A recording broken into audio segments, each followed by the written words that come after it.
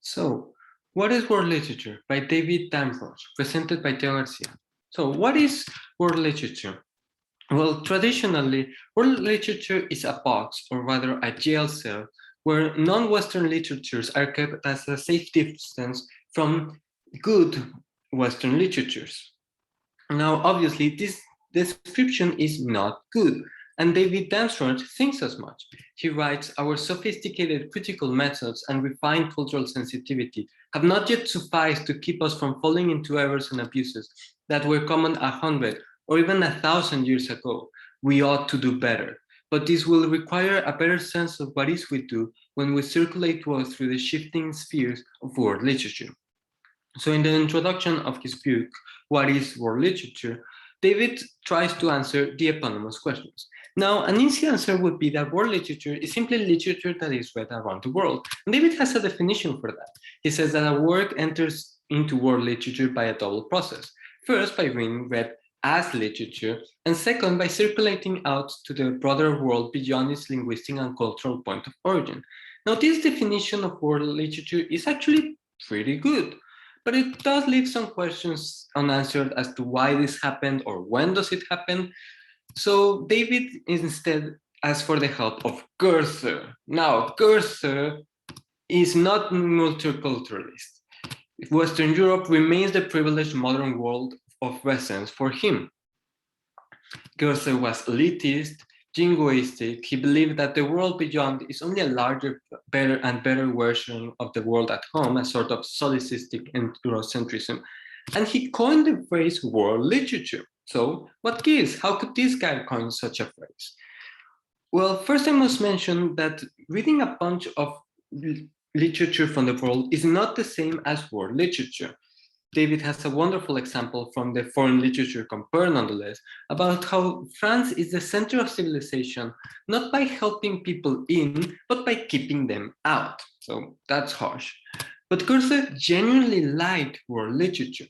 To give an anecdote, once one of his pupils came saying that some Chinese poem didn't obey the virtues of the neoclassical virtues of balance in literature, to which Goethe responded, that is the beauty of it. He really liked his Chinese poetry, which he read a lot of, partly because of the strange things he found related to legends, partly because of the values he superimposed onto the literature, and partly because the things that were kind of what something at home was, but not the same. Now, David didn't mix these connections. Actually, I've been quoting him this time, but he synthesized them in a much better way. Any full response to a foreign text is likely to operate along all three of these dimensions.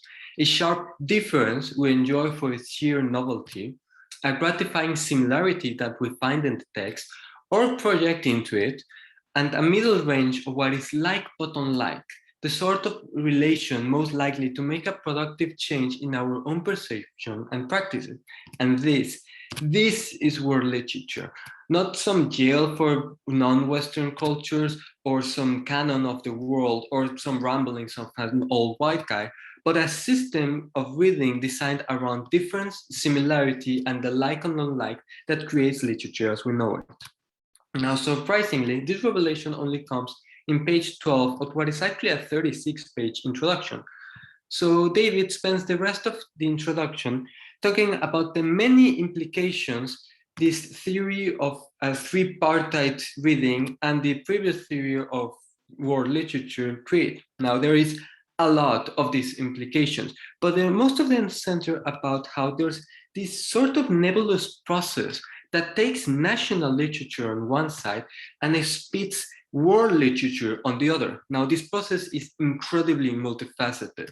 It includes translation, adaptation, distribution, and reception, all topics that David is happy to explore at length. But of the many implications, I recommend you look at the one where Eckermann plays the shy, admiring maiden Cthulhu's heroic authority.